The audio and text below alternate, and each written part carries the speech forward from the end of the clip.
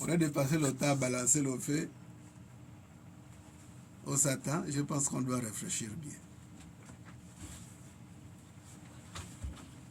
Il est capable, si vous le présentez,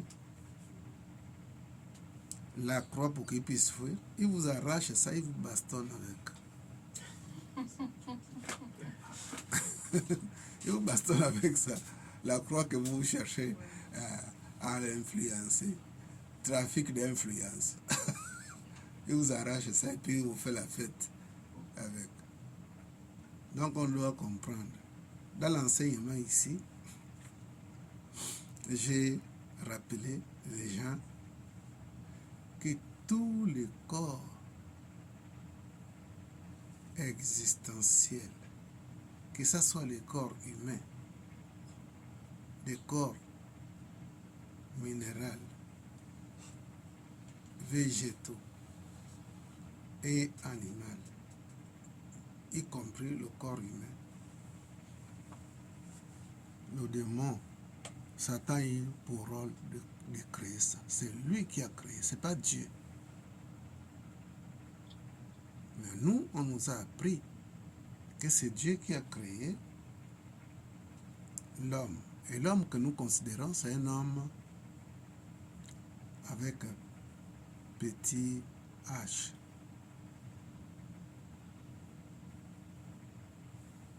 Nous avons appris dans les écoles ésotériques, toutes les corps qui existent, c'est l'affaire des démons. Satan, c'est lui qui a créé tous les corps. Mais la chose qui appartient à Dieu, c'est l'âme. Le démon ou le Satan a créé la forme. Mais qui a créé l'informe? C'est Dieu qui a créé. Si seulement Dieu existe, il s'est occupé de l'âme. L'âme est l'informe. Tous les corps sont la forme. Donc le corps que le démon nous a prêté, nous passons le temps à le balancer le feu. Namaste. Nous passons le temps à balancer le feu au démon, en particulier Satan. Parce que les religieux disent que la manifestation permanente dans la société humaine, les manifestations négatives, c'est le démon ou le Satan. Donc, leur colère, c'est de créer un combat contre le démon. Est-ce que vraiment on peut gagner? On n'est pas sérieux. Que quelqu'un va dominer le démon jusqu'à le tuer par le feu. C'est une grande erreur. Dans les écoles ésotériques, à d'autres dimensions, ils disent ceci. Si vous voulez vivre longtemps que possible dans ce monde-là, ne soyez pas ni pour ni contre quoi que ce soit. Ni pour ni contre quoi que ce soit. Les démons, il faut le laisser dans son coin. Parce que le fait de le jeter le feu, nous créons un pont. Il peut nous visiter quand il veut. Parce qu'il y a déjà un pont qui est manifesté, qui est créé là. Donc, pour que le démon ne soit pas dans nos maisons, dans nos cœurs, il serait mieux de le laisser dans son coin. Ne pas l'inviter par la colère. Sinon, il va être... Ça, nos maisons vont être vraiment son foyer, quoi. Son foyer permanent. Quelqu'un, une dame, comme on le dit que Dieu est son âme, une femme togolaise, me balancer le feu à chaque fois. Parce que elle considérait que j'étais l'allié des démons, le démon lui-même manifesté. Tout le temps, je les ai fait appel, elle et le chef du quartier, et je les ai dit, est-ce que vous savez que j'ai peut-être la clé qui peut vous ouvrir les portes du ciel? Ou après la mort, lorsque vous venez et que vous trouvez que c'est moi qui est devant avec la clé. Ils n'ont rien compris. Elle a commencé à me balancer le feu à chaque fois. Elle appelle un groupe religieux. Ils sont là-bas chez lui et le combat là c'est contre moi. Balancer le feu, le feu, le feu. Namasté. J'ai dit, mais dis donc, ok. Comme ils n'ont pas pu faire quelque chose, c'est comme ça qu'ils vont maintenant brûler des produits toxiques, les écorces toxiques. Il y a des écorces que ces gens-là utilisent quand ils n'arrivent pas à voir spirituellement. Alors, ils savent que vous vivez là-bas, ou vous vivez derrière. Ils vont brûler ça, sachant bien, en étudiant bien, où va le vent. Si, par expérience, ils savent que le vent quitte comme ça et ça va comme ça, ils vont brûler ça. Pour que quand le vent vient vers vous, que vous respirez, que vous inhalez la toxicité de ces bois-là. C'est comme ça qu'ils arrivent à tuer beaucoup de gens. Tu vas faire tes prières fatiguées, mais si tu inhales la fumée toxique,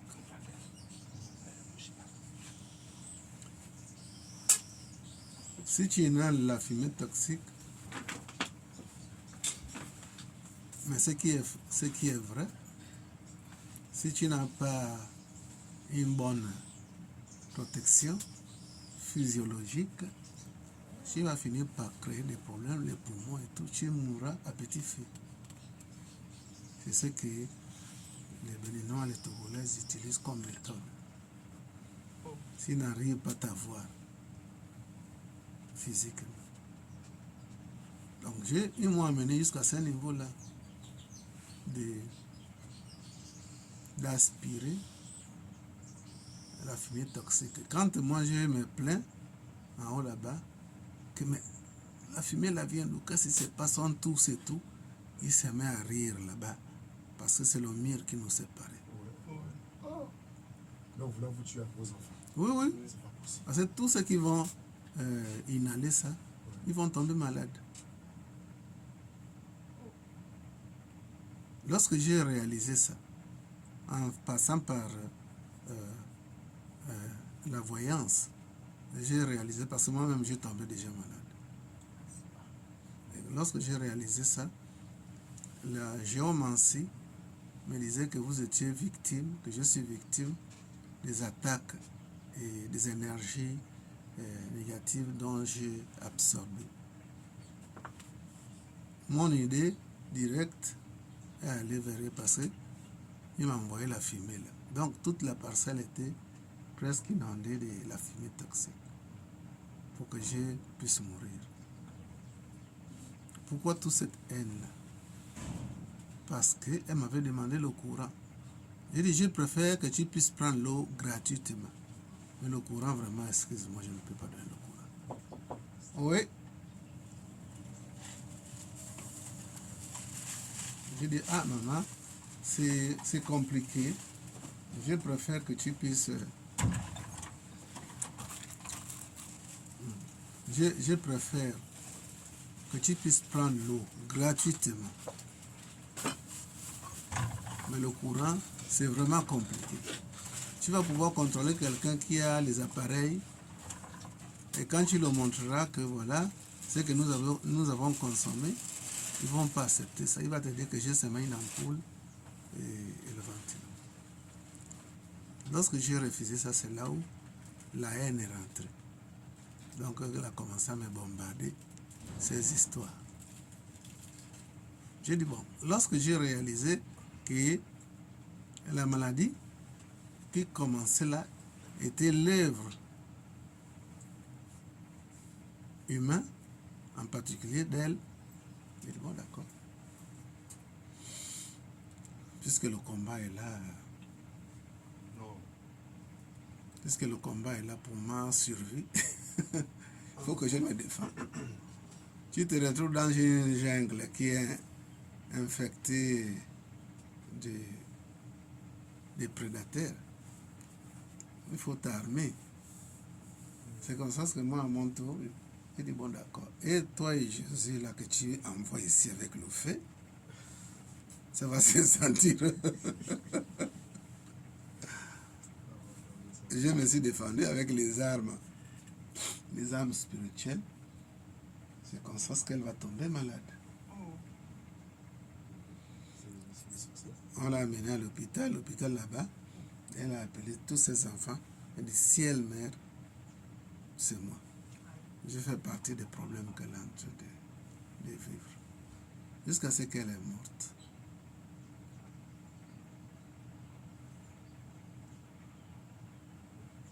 Ça veut dire que l'ignorance est la cause de beaucoup de personnes. La cause des problèmes de beaucoup de personnes. Le premier point qu'elle m'a eu parce que j'ai reçu quelqu'un qui est venu de la France, que j'ai logé ici.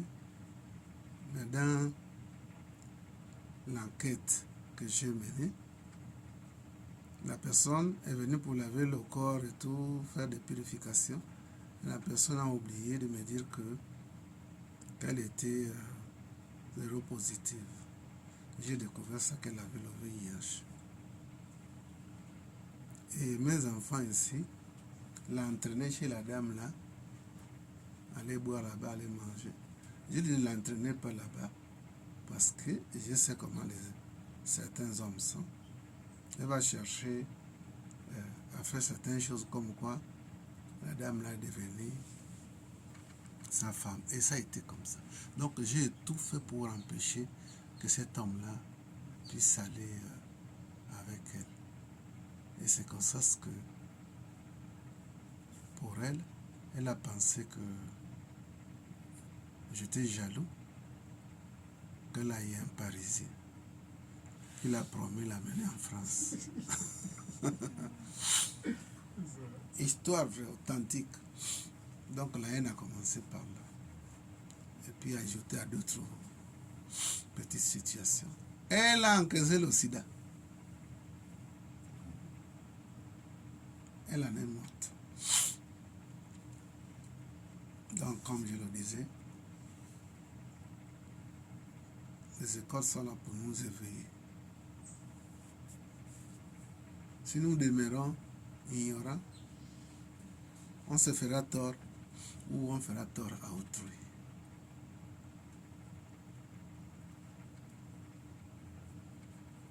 Voilà. Et nous avons pour graines de contemplation. Les graines font partie des armes que nous utilisons, des outils pour nous éveiller. Les graines nous poussent à transcender les dimensions de la terre. Donc nous utilisons les graines pour faire les échanges philosophiques. Lorsque la graine est donnée, chacun essaie de rentrer chez soi, à l'intérieur de nous, pour trouver la réponse à la graine. La vraie Bible demeure dans chacun de nous. La Bible authentique. Nos ouvrages spirituels, ça peut contenir le faux dedans. Si nous ne sommes pas éveillés, on va absorber tout cela avec beaucoup d'appétit. Mais par contre, la Bible authentique qui est au-dedans de nous, au centre de nous,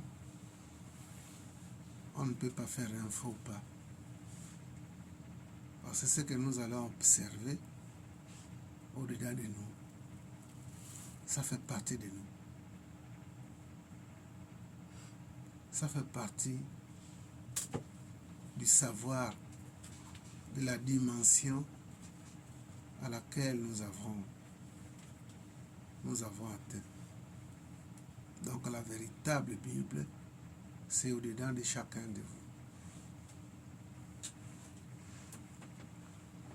Donc on peut beaucoup plus se fier à ce qui vient à l'intérieur de nous que ce qui vient de l'extérieur. Quand bien même que l'extérieur c'est le reflet de l'intérieur, mais ça dépend. D'ailleurs, j'ai toujours rappelé, s'il faut appeler ça enseignement, j'ai toujours rappelé ici que je ne vous enseigne pas. Je vous rappelle tout simplement ce que vous avez oublié ou ce que vous avez interprété de manière erronée. Que ce que je fais là, je n'enseigne pas, mais je rappelle tout simplement que vous avez tout en vous. C'est un rappel. Beaucoup de gens se sont retrouvés à chercher leurs lunettes alors qu'ils avaient ça. Ou d'autres les lunettes en poche, les clés en poche, mais ils passent le temps à chercher ça à l'extérieur. Donc ça veut dire que nous avons le tout en nous, mais nous n'avons pas la prise de conscience que ce que nous cherchons est avec nous. C'est pareil comme la connaissance. Alors, dans les deux graines là, nous avons la première graine. Lorsque nous avons les yeux fermés, lorsque nous avons les yeux fermés, qui observe?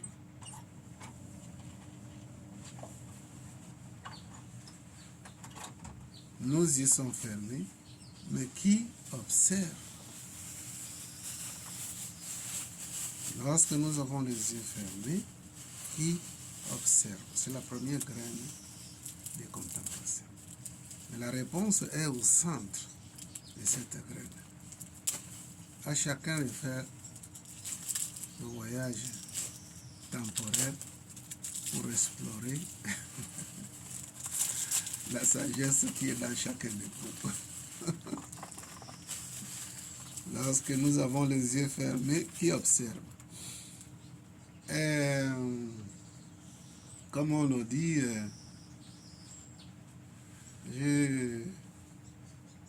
la participation n'est pas seulement sur le développement de la graine selon notre compréhension. La participation est aussi sur les questions. Si on pose une question, on participe. Si on développe la graine, on participe aussi. À vous. Lorsque nous avons les yeux fermés, qui observe?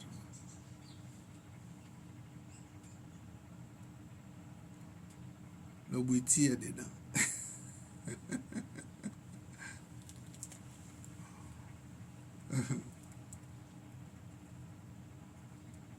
Lorsque nous avons les yeux fermés, qui observe?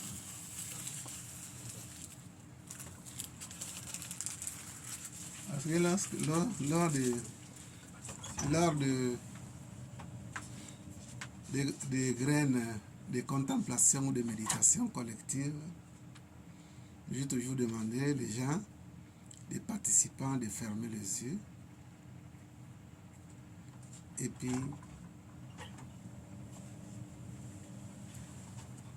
orienter notre attention dans l'œil spirituel qu'on appelle Tisrati ou Ashina Chakra. en langue hindi. Donc, si cet endroit-là, les yeux fermés, on a l'écran. Un écran vide, sans forme. Je te vais demander de faire attention à ça. La graine nous amène ici. Lorsque nous avons les yeux fermés, qui observe? Il y a un doigt. Oui. Oui. Bonjour. Namaste. Bonjour, namasté. Je suis Christ. Christ. Ah, donc c'est toi qui as des attributs du Christ Jésus, ou bien du Christ cosmique. Oui, allez-y, s'il vous plaît. Selon moi, je pense que lorsque nous avons les yeux fermés, la personne qui observe, c'est le mental. Autrement dit, la conscience. Parce qu'il observe les pensées, l'intérieur. D'accord, c'est une contribution. Merci. Lorsque nous avons les yeux fermés, qui observe? Il y a un doigt. Oui? Namasté. Namaste. Pour ma part, ma contribution, je dirais, étant donné quand on vient sur Terre, l'objectif est de retourner à la source. Lorsque nous fermons les yeux, la personne qui observe, c'est de mettre à son souvenir endormi en nous. Peut-être que nous ne sommes pas encore, mais que nous sommes sur le point de travailler. C'est se mettre à son souvenir que lorsqu'on ferme les yeux, on observe. Il nous dit ce qui peut nous arriver, ce qu'on peut éviter, du mauvais ou du bien, bien recevoir, ou bien même il nous parle à l'avance de ce qui va arriver et nous montre la manière dont on doit se comporter vis-à-vis des autres. C'est un peu ça. Namasté. Namasté. Merci, c'est une contribution aussi. Lorsque nous avons les yeux fermés, qui observe? Oui, Papa Kennedy. Namasté. Namaste. Moi, je voyais dans le cas où, quand on dort, les yeux fermés, ça peut aussi vouloir dire que peut-être lorsqu'on dort, je vois ça comme ça. Donc, je disais que c'est la conscience, comme le frère a dit, c'est l'âme qui observe, parce que l'âme bouge, l'âme est partout, et l'âme... Namasté. Namaste. Merci, c'est une contribution. Lorsque nous avons les yeux fermés, qui observe?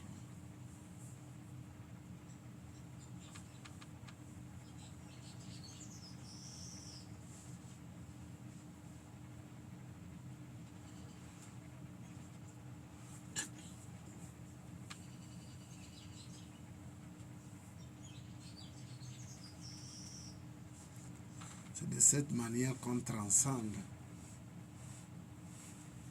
de l'état individuel à l'état divin, en se partageant, en faisant les échanges, des graines de contemplation. Il y a un doigt. Oui, Par rapport à la graine, quand on dit lorsque nous avons les yeux fermés qui observent, est-ce que les yeux fermés ici ne peuvent pas nous emmener dans le domaine soit le domaine de conscience ou d'ignorance? Parce que celui qui est conscient et qui a les yeux fermés, il ne voit naturellement rien.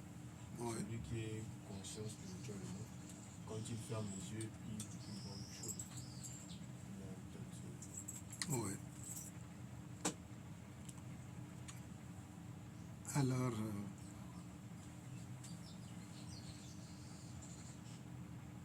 l'interprétation dépendra toujours de l'éveil du soi. L'éveil est progressif. On peut, dans le voyage, là, le déplacement là, de la conscience, au niveau où nous avons atteint, on peut interpréter ça par rapport à ce niveau-là. D'où la raison pour laquelle tous les maîtres n'ont pas les mêmes manières de comprendre ou de voir des choses.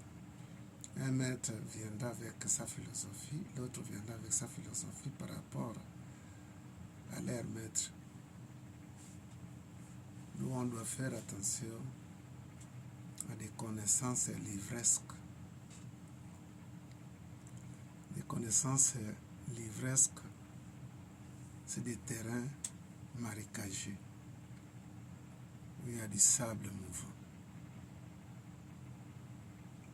On peut prendre connaissance philosophique écrite par un maître, mais il faut aller doucement. Est-ce que le maître l'a atteint une dimension? Vous voulez qu'il puisse philosopher par rapport à quoi? Par rapport à sa dimension. Est-ce que sa dimension-là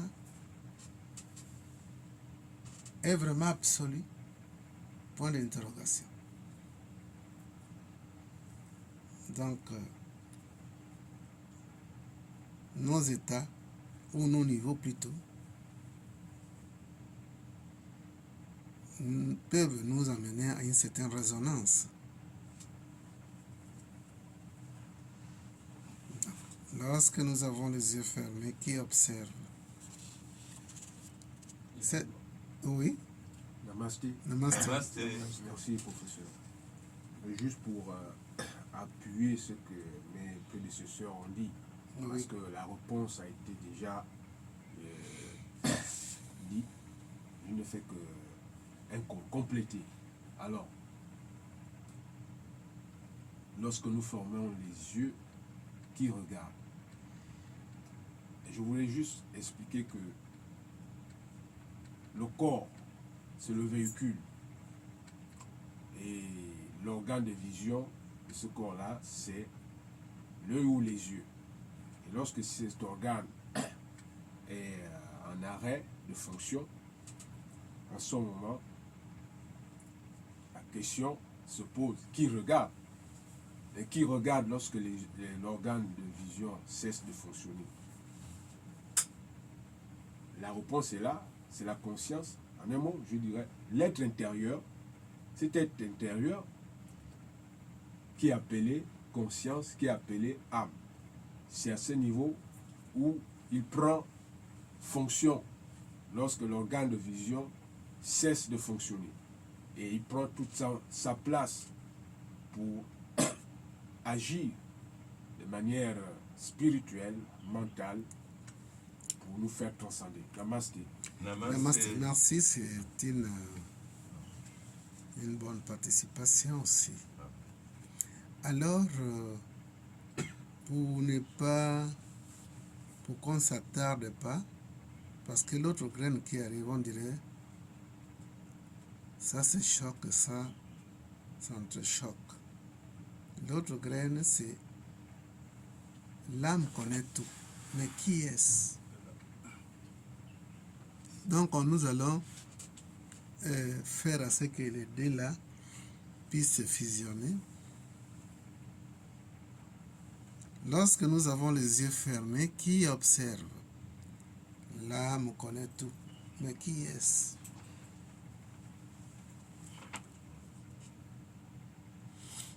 Lorsque nous allons, en partageant cela et en trouvant la réponse à ces deux graines-là, nous ne serons plus les mêmes.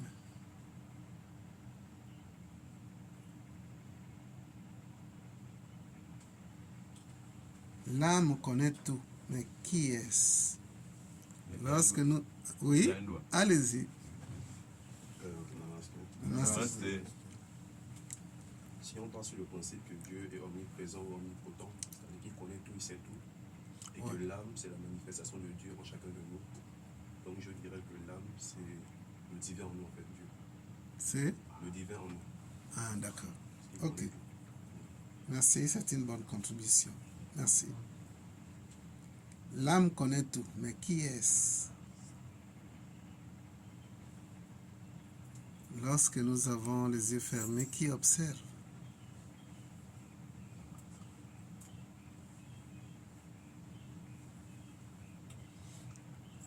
Oui? Namasté. Namasté. Merci. Qu'on comprenne concernant l'âme, je dirais que l'âme est une onde multifonctionnelle, multidimensionnelle, individuelle. Namaste.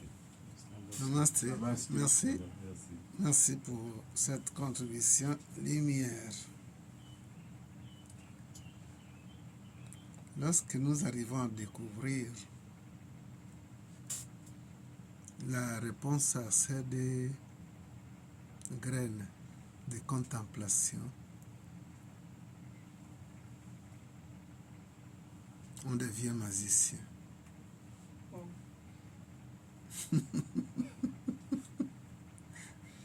Lorsqu'on arrive à comprendre ça, nous avons mis pied sur la voie du mystère. Et lorsque nous avons mis les pieds sur la voie du mystère, on peut créer nos conditions. Parce que d'abord, vous-même, vous êtes des lois et vous êtes des principes.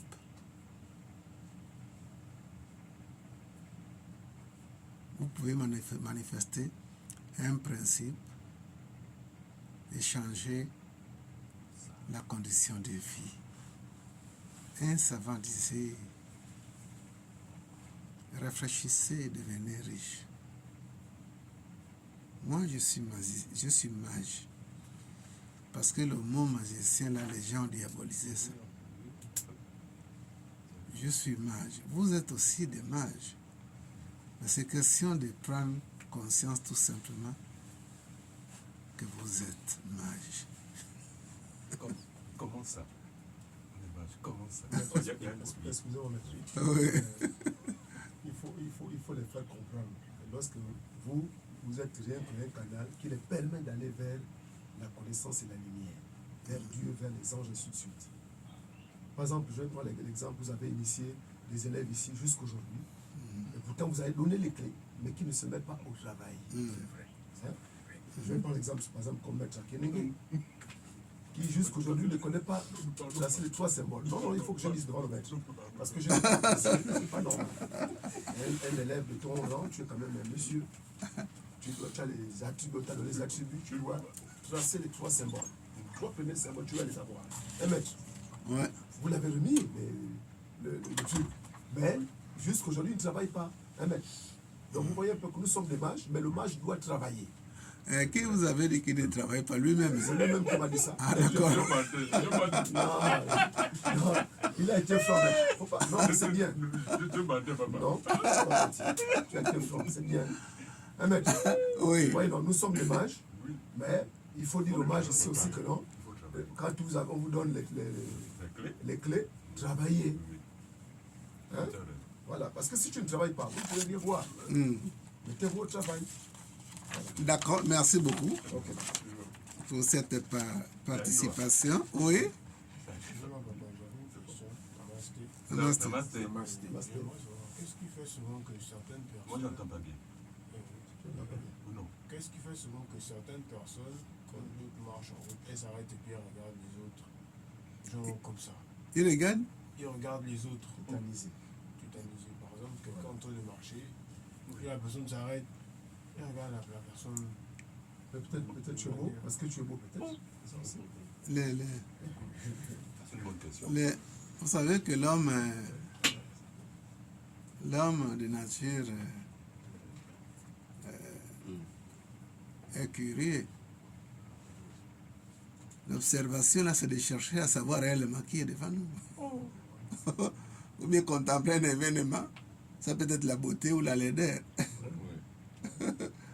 Donc, il veut prendre connaissance totale de ce qui est devant lui. Je pense que c'est ça. La belle femme qui se passe, et puis Voilà. on reste tétanisé, on la regarde. Oui, C'est un homme qui est mignon, c'est un gâteau. C'est un homme et un homme. Mais il y a des hommes que tu peux apprécier un homme comme toi. Qui Mais il y a des hommes parmi vous qui ils regardent les fesses d'un autre homme, ils bandent. Hein? On appelle ça comme ça. Oui, Toi aussi. Oui. c'est vrai, mec. Mais mon ami, Un homme comme Tu toi. regardes un homme comme toi, tu on vas. est d'abord. Donc, vous voyez que les gens sont différents. Donc, il y a ceux-là qu'on appelle les lesbiennes. Oui. Ils prennent beaucoup plus plaisir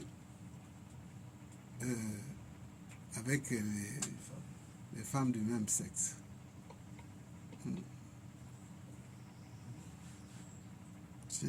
On est qualité, hein. Tout à fait. Donc, lorsque nous avons les yeux fermés qui observent, l'âme connaît tout. Mais qui est-ce? Alors, lorsque nous avons les yeux fermés qui observent, il y a quelqu'un qui a parlé ici de l'âme et du mental. Le monsieur qui est là. Comment vous appelez? Christ. Christ, oui. Vous avez parlé de l'âme et du mental.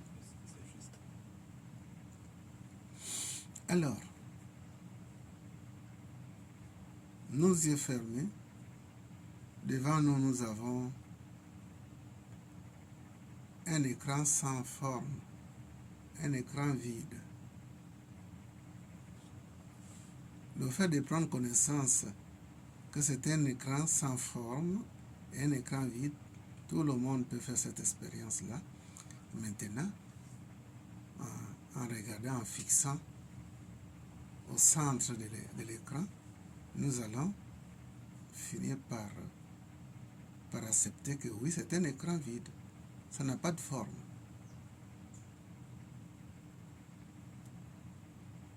Donc, nous avons là l'interprétation du mental, de l'ego. Nous avons aussi l'intervention de la conscience ou de l'âme qui observe. C'est nous. C'est moi qui observe. Et le moi, là, il s'agit de quel moi? Égotique ou bien le moi véritable?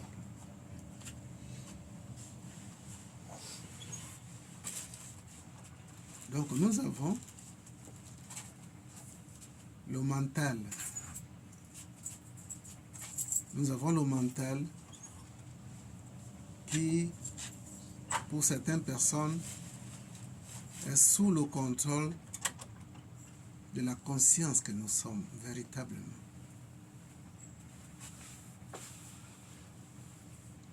Parce que le mental, lorsque le mental peut prendre contrôle,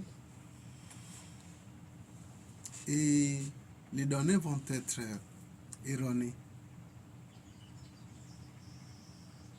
Mais lorsqu'il y a la fusion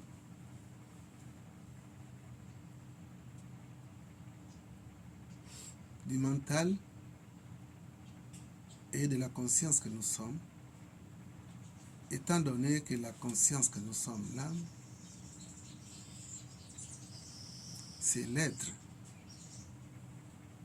Il peut contrôler, il peut faire, comment on peut appeler ça, c'est-à-dire séparer le faux et le bien. Et être sûr que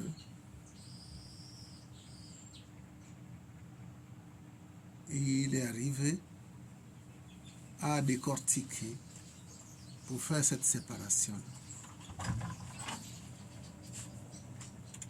Certains hommes, dans leur labo, c'est là qu'ils arrivent à faire cette séparation-là et observer le côté subtil de la matière. Il y a le côté lourd, le côté extérieur de la matière, mais pour découvrir réellement la subtilité de l'énergie dans la matière, il faut un travail au labo pour certaines personnes qui connaissent le chemin du laboratoire. Donc c'est un niveau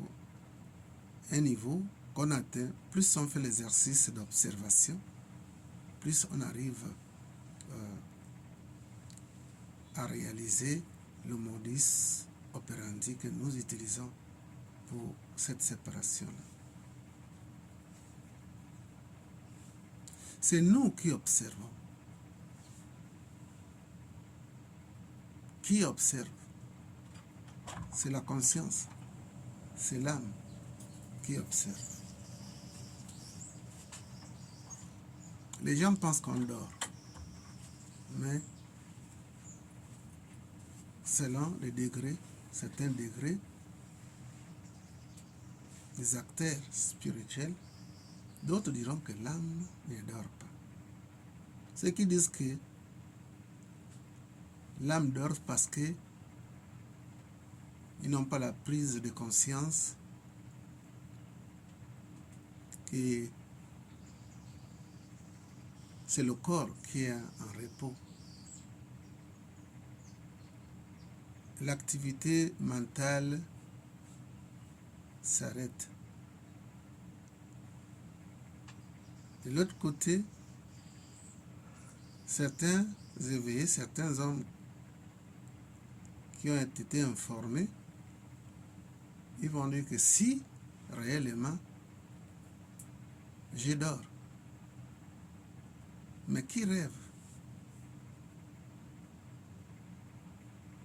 Si on dort, mais qui rêve?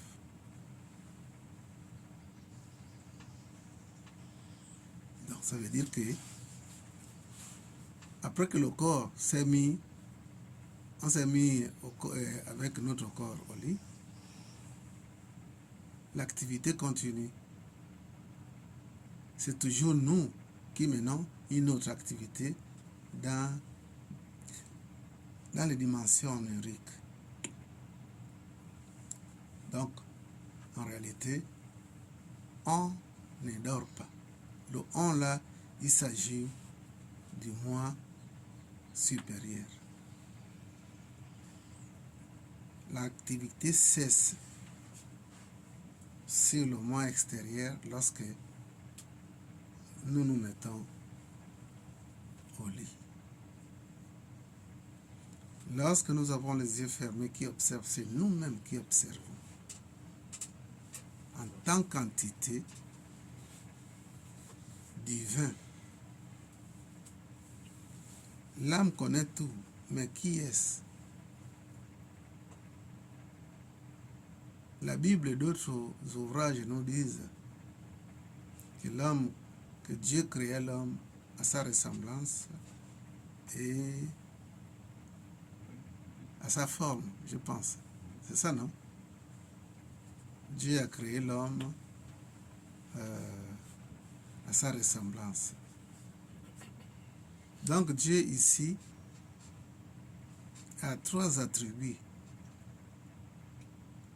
L'omniscient, l'omnipotent et l'omniprésent. Hein? Les trois principes. Donc, lorsque nous avons compris l'omniscient, l'omnipotent et l'omniprésent, alors, on peut commencer maintenant à marcher sur le sentier de la connaissance, à la quête réellement de ce que nous sommes. L'homme, avant d'être humain, il est divin. Mais le voyage est tellement long que nous oublions de voir ce que nous sommes réellement, pour nous identifier à nos corps.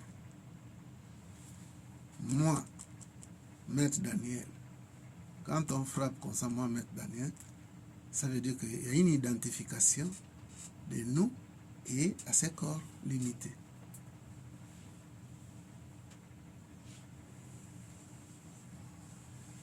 Donc, nous sommes des observateurs.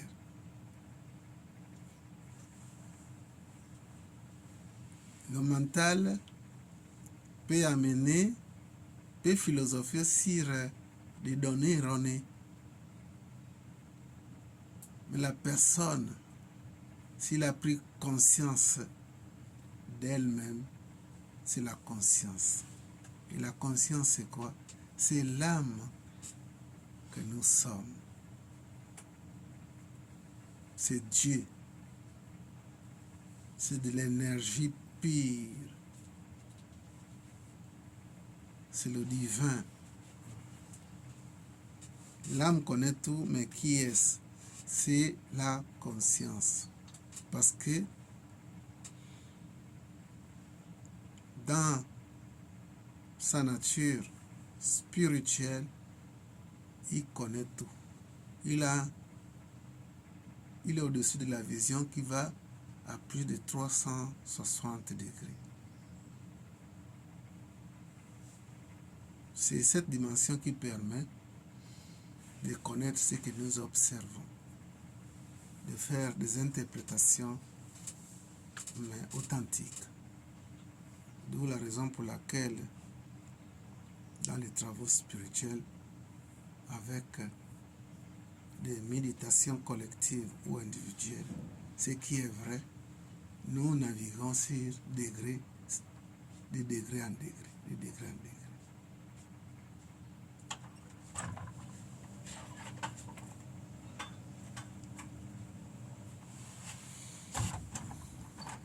Des méditations.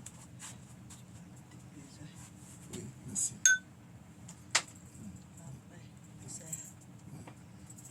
Des méditations, lorsque vous chantez des mantras tels que le Om ou le You, lorsque vous chantez le mantra Om ou le You ou d'autres mantras, la conscience que vous êtes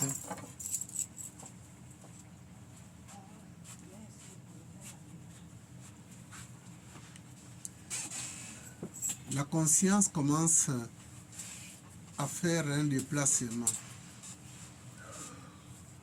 d'un niveau à un autre niveau ou d'un état à un autre état. Donc, je vous ai toujours parlé ici des états. La pauvreté est un état de conscience. La richesse aussi est un état. Personne n'est obligé de rester dans un état où il n'est pas d'accord. Si on est pauvre, c'est une expérience de la pauvreté. Mais est-ce que nous sommes attachés là qu'on ne va pas quitter là? Il est question ici de se révolter. Et vous pouvez faire un voyage. Le voyage de la conscience, c'est le mouvement de la conscience.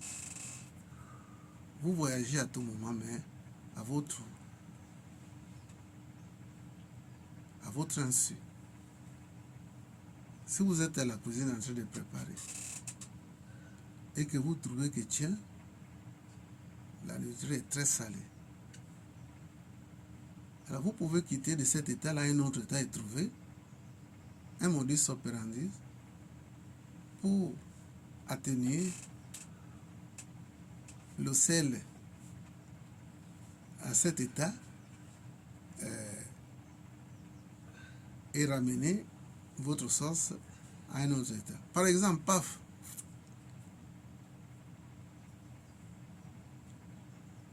si on vous a informé, appris que le charbon influence d'autres matières solides, vous pouvez prendre du charbon, vous mettez ça dans la marmite, là vous fermez. Le charbon va absorber l'excès du sel et la marmite devient bien. Ça, c'est un voyage que vous avez fait. Pensez au charbon. C'est un voyage. C'est un déplacement, un mouvement de conscience. C'est comme vous pouvez décider de prendre la pomme de terre, vous mettez ça dans la marmite. Après un petit temps, quelques minutes, vous enlevez la pomme. La pomme a absorbé l'excès du sel et votre sauce est libérée. Qu'est-ce qui se passe là? C'est le voyage de l'âme. C'est le voyage de la conscience. C'est le déplacement. C'est le mouvement de conscience. Donc, étant pauvre, on peut décider de sortir de là, dans l'immédiat. Et on peut expérimenter maintenant un autre état de richesse. J'ai l'habitude de le faire. Si moi je le fais, je ne suis pas un superman. Tout le monde peut faire ça. Si on nous informe comment faire ça. On devient magicien parce que on utilise les principes consciemment. J'ai toujours rappelé une histoire de ma grande sœur à Port-Gentil. Elle mise 1700 francs dans le PMG. Le lendemain, la seule qui a gagné au Gabon, 150 millions. 150 millions de francs CFA. Elle est devenue millionnaire et riche. Alors, c'est Dieu qui l'a choisi. Entre-temps, les gens meurent de faim partout là. Elle qui est déjà mariée, elle fait son petit commerce et puis Dieu vient ajouter. Donc, c'est un mouvement de conscience qu'elle a utilisé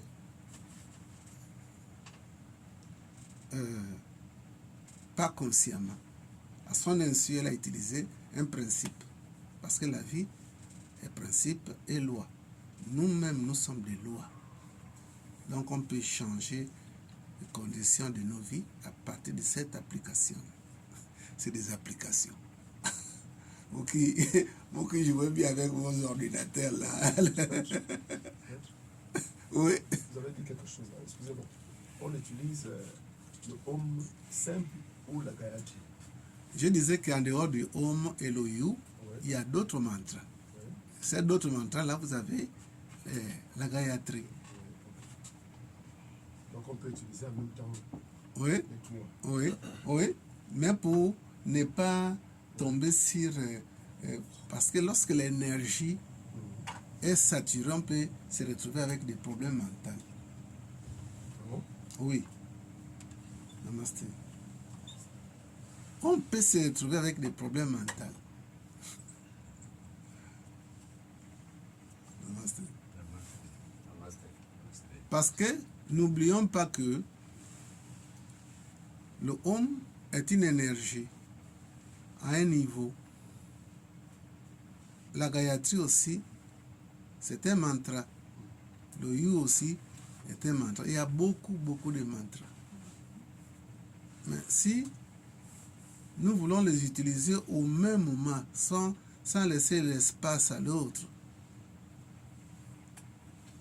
ça peut nous amener, parce que le terrain de ces énergies, c'est le non mental. Lorsque le mental est saturé avec certaines vérités, ça peut nous amener à un petit déséquilibre. La Gayatri est un mantra.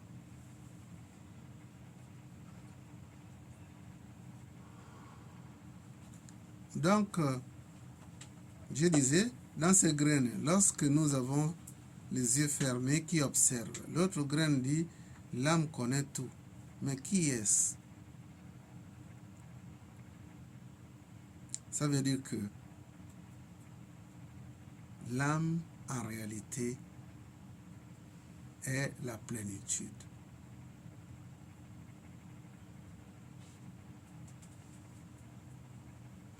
Nous avons créé l'âme à notre image et notre ressemblance. Le plus souvent, traditionnellement, nous avons appris que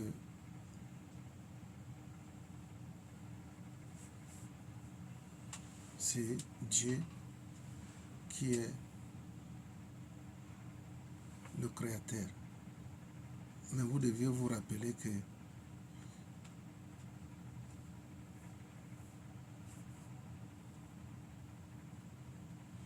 les débris du feu allumé, j'ai toujours dit que c'est quoi encore? Fragment. Voilà. Que nous ne sommes pas des fragments. de la création, mais nous sommes la création elle-même. Hein? Les fragments, c'est un verre cassé, les débris là qui sont partout. Or, nous ne sommes pas des fragments, nous sommes un verre complet. Dieu est la plénitude. Et puisque c'est lui qui nous a créés, nous avons ses attributs. Au départ, le côté divin de l'homme,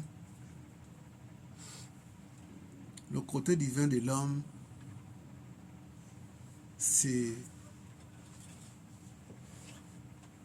Dieu. Le côté divin. Parce que le voyage de retour, c'est que nous voulons atteindre cet état en passant par l'état de soi, la réalisation de soi. Lorsque nous avons atteint la réalisation de soi, un autre point, un autre état à atteindre, à réaliser plutôt, c'est la réalisation de Dieu.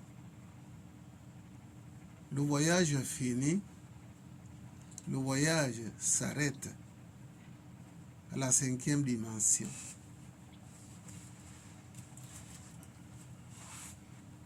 Mais nous, lorsque nous quittons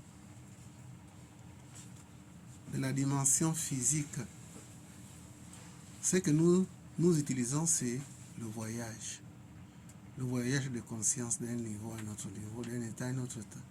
Mais lorsque nous atteignons la 5e dimension,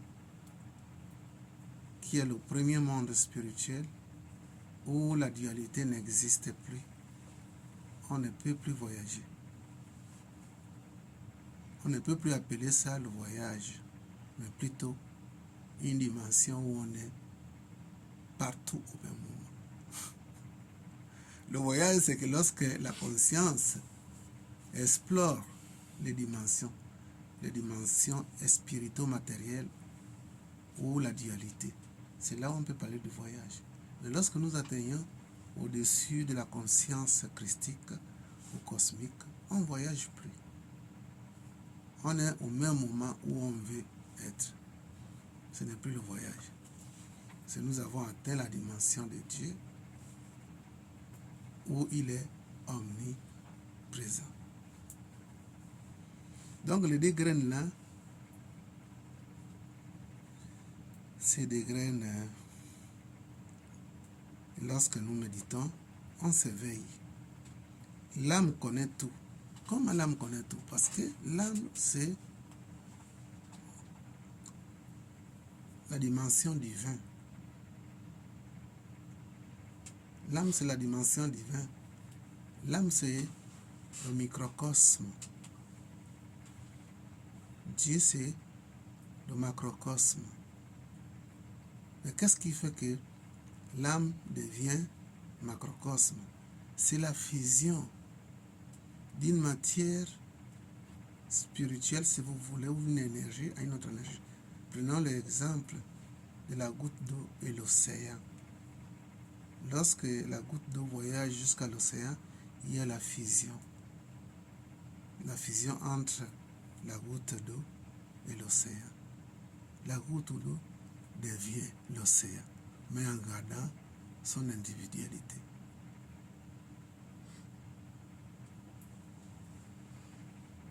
On n'est pas perdu. On n'est pas perdu quand il y a cette fusion-là. On reste très conscient. Oui, maître, tu voulais dire quelque chose? Oui, je voulais, par rapport aux graines, revenir un peu sur la première graine. Tout ce qui a été déjà dit, vraiment confirme cette graine. Ce dont je voulais m'appuyer, c'est-à-dire que, en fait, en réalité, la graine se focalise sur une seule chose. Tout à fait. Elle se focalise sur le moi, donc notre conscience. Mais cette conscience, elle est en relation avec nos actions. cette graine, en fait, parle de nos actions. C'est-à-dire que toutes les actions que nous faisons, Mhm. qu'elles soient bonnes ou mauvaises, Mhm. elles sont toujours observées. Si l'homme fait une action mauvaise, par exemple celle de voler, de tuer, quand elle commet cette action, elle pense qu'elle n'est pas observée.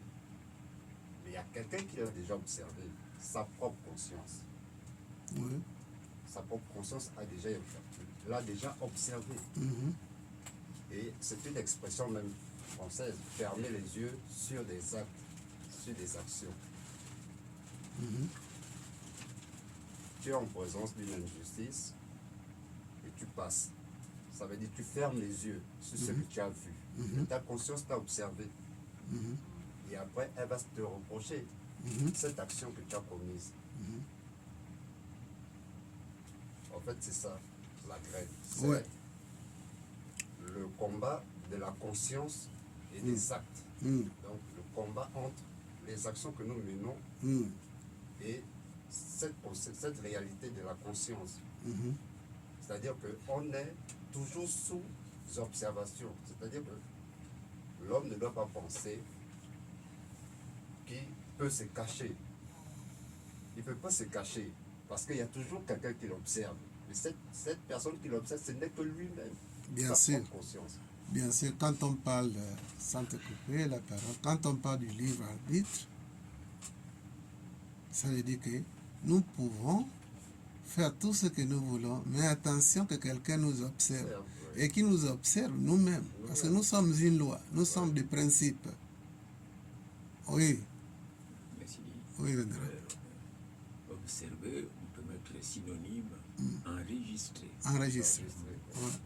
Voilà, merci. Et Et, oui, allez-y. il y a un adage hermétique qui le dit. Nous sommes juges et médecins de nous-mêmes. Mhm. C'est-à-dire que toutes nos actions, nous pouvons les condamner et nous pouvons les acquitter aussi. Merci. Merci. Parce que c'est dans le Coran là où le Coran déjà a même révélé ça en disant que lorsque tu vas être enterré, tes organes vont parler. On veut dire que les pieds, oui, les pieds vont dire ce qu'ils ont fait, les mains vont dire s'ils ont tué ou bien s'ils ont fait ci ou ça. Ils vont dire les yeux. Tout va parler le jour de ta mort. Je pense que c'est le Coran qui l'a dit, non? Ouais. C'est une manière. C'est quoi le langage en question? Le langage. En fait, symbolique. Hein? Un langage symbolique qui est réservé pour des éveillés, des mystiques, des hommes spirituels. Ouais. Je voudrais terminer par une recommandation. Victor Hugo, il a écrit un très beau poème sur la conscience. Et le personnage qui s'est inspiré, c'est Caïn. Mhm. Il a utilisé Caïn pour faire ce poème. Et dans ce poème, il raconte l'histoire de Caïn. Quand Caïn tue son frère, il veut se cacher de Dieu. Donc, il commence à fuir dans les plaines et il demande à ses enfants de construire des tentes. Et quand il est à l'intérieur de la tente, il se met à crier et les enfants viennent lui demander qu'est-ce qui se passe. Il dit non, il y a un œil qui l'observe. Mhm. Ça le met mal à l'aise. Mhm. Les enfants lui disent bon, on va se déplacer de la plaine, on va aller dans un autre endroit, on va te construire cette fois-ci une maison en dur. Et les enfants mettent à nouveau le papa Caïn dans la maison en dur et il lui demande est-ce que tu vois encore cet œil? Le père dit oui, je vois toujours l'œil. Les enfants disent non, là c'est pas possible, on va faire quelque chose de opaque. Ils ont construit une maison tout en fer. Ils ont mis Caïn dans la maison. ils ont posé toujours la question, est-ce que tu vois toujours l'œil? Oui. Alors là, ne sachant plus quoi faire, ils ont dit, bon, cette fois-ci, on va creuser une tombe.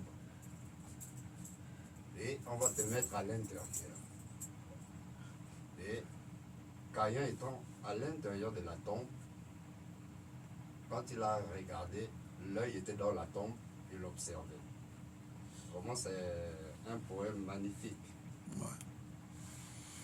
Ça veut dire que C'est-à-dire que, quelles que soient toutes nos actions, nous ne pouvons pas y échapper. voilà, On sera toujours conscient, présent des actes qu'on a commis. c'est la pleine conscience. C'est la pleine conscience. En fait, l'arbitre, là, c'est une conscience, une prise de conscience plutôt. Donc l'histoire du jugement dernier, là, ça ne va pas être.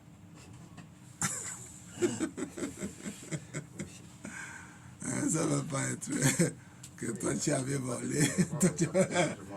C'est la conscience que nous sommes.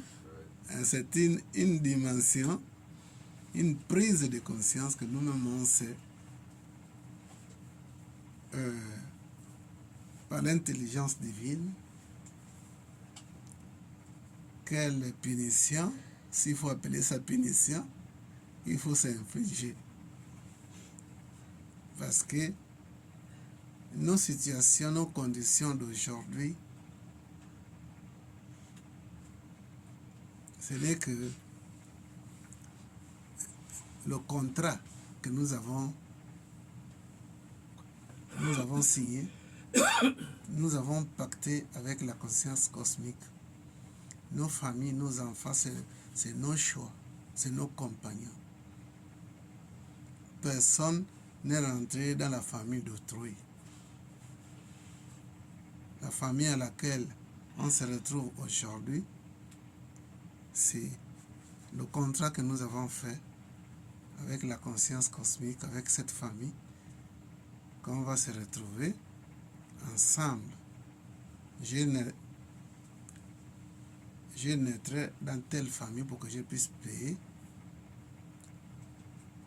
mes causes, pour que je puisse payer ma dette. On ne naît pas dans une famille pour rien, que c'est un hasard. Tout a une certaine raison. La loi de cause à effet, s'il y a un commencement, la cause et manifestation, effet. Donc lorsque nous avons compris